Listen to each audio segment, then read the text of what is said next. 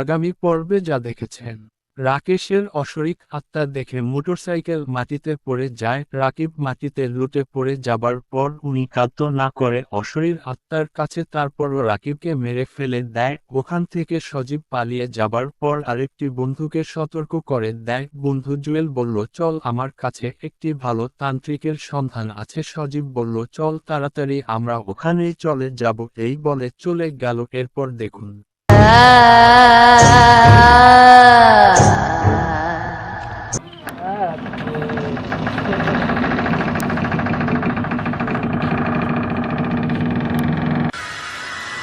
রাহুল,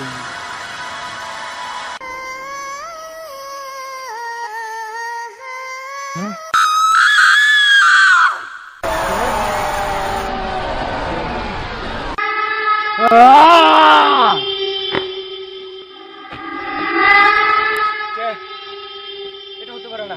কিভাবে সম্ভব? একটু আগে তো তোমাকে মেরে দিয়েছি। কিভাবে সম্ভব? না, না, না, আমাকে মেরো না।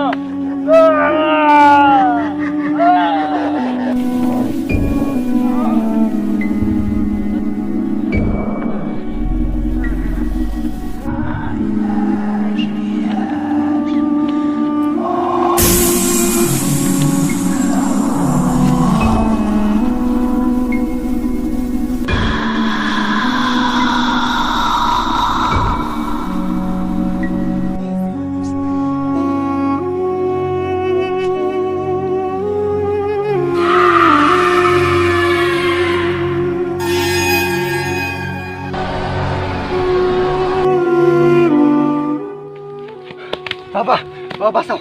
বাবা, বাবা রাকেশ, বাবা রাকেশ।